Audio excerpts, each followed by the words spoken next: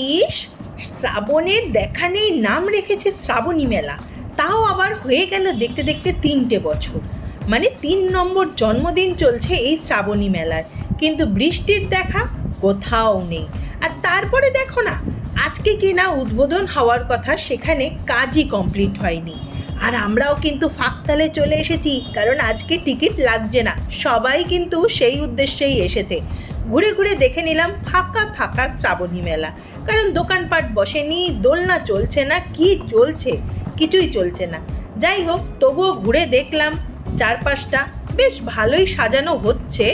হ্যাঁ, পুরোটা কমপ্লিট হলে আশা করি ভালোই লাগবে। তো কেমন ঘুরলাম, কেমন দেখলাম, সেটা দেখতে হবে তো। তাই ব্লগটা স্কিপ না করে সঙ্গে থাকুন, পাশে থাকুন, এক্সপ্লোর করতে থাকুন। শুরু করছি আজকের ব্লগ।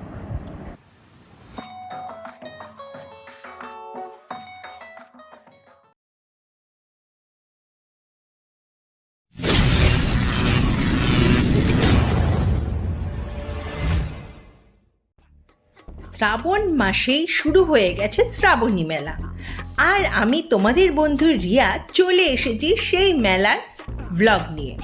আজ কিন্তু মেলার প্রথম দিন হলে কি হবে, মেলা তো এখনো তৈরিই হয়নি। এইটা প্রত্যেক বছর শ্রাবণী মেলার একই গল্প। ডেট যেদিনকে দেবে সেদিন হারগিস মেলা শুরু হবে না।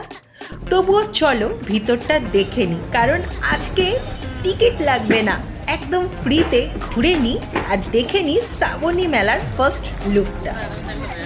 এক্সপ্লোর দ্য লাইফ ইটিএল এর নতুন একটি পর্বে তোমাদের সবাইকে স্বাগত জানাই।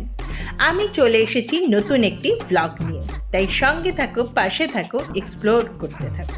মোবাইলের টেম্পার গ্লাসটা ভেঙে যাওয়ার দরুন যেই দেখলাম একটি ফোনের দোকান, তাই চলে এলাম টেম্পার গ্লাসটা লাগিয়ে নিতে। কিন্তু এখানে ছোট্ট ভাইটিকে দেখে মনটা বেশ খারাপ হয়ে গেল। বুঝলাম পৃথিবীটা সবার জন্য এক নয়। যার কিনা মেলায় ঘুরতে আসার কথা, সে এখানে স্টল দিয়ে বসে রয়েছে।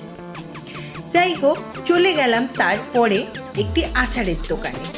আচার তো আমার খুব ফেভারিট জিনিস, কিনে নিলাম তেঁতুলের আচার। আর দেখতে পাচ্ছ চারিদিকে টুকটাক দোকান বসেছে, কিন্তু মানুষের উত্তেজনা এখন থেকেই চরমে, কারণ শ্রাবণী মেলা বলে কথা বস। যদিও এখনো দোকানই তৈরি হয়নি, আর অবশ্যই যেহেতু শ্রাবণ মাসে শ্রাবণী মেলা হয়, বৃষ্টির সম্ভাবনাও থাকে প্রচুর পরিমাণে, তাই মেঝেতেও কিন্তু ফ্লোর করে দেওয়া হয় যাতে কাদাতে মানুষকে অসুবিধায় না পড়তে হয়। আর এই আইসক্রিমের দোকানে কিন্তু প্রচুর ভিড়, কারণ এই ভাইটা খুব সুন্দর করে সাজিয়ে গুছিয়ে আইসক্রিম পরিবেশন করছে, তাই কচিকাঁচা থেকে বড় সবাই দাঁড়িয়ে পড়েছে আইসক্রিম খেতে। তার উপরে একটা কেমন বিচ্ছিরি ওয়েদার, সেখানে আইসক্রিম তো পুরো স্বর্গের মতো। আস্তে আস্তে সব দোকানপাটই কিন্তু খুলে যাচ্ছে, কিছু কিছু দোকানের সাজসজ্জা চলছে এখনো, আর মানুষজন ভিড় জমাতে শুরু করেছে গুটি গুটি পায়ে। আশা করছি 1-2 দিনের মধ্যেই রমরম করে বসে পড়বে শ্রাবণী মেলা।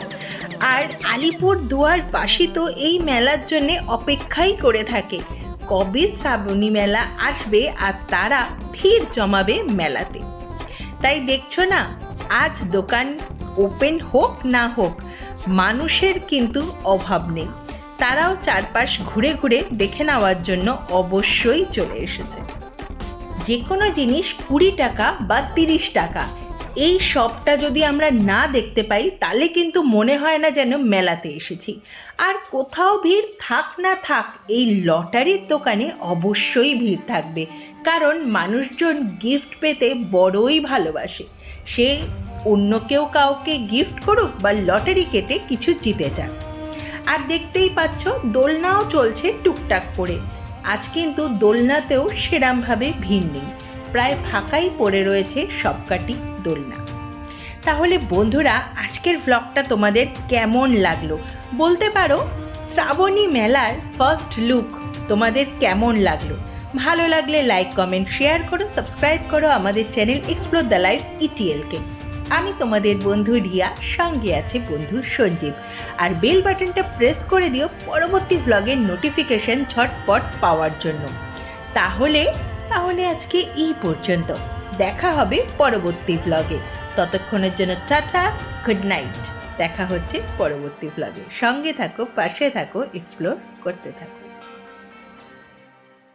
এই মেঘলা দিনে একলা ঘরে থাকে না তো মন, কাছে যাব কবে পাবো ওগো তোমার নিমন্ত্রণ।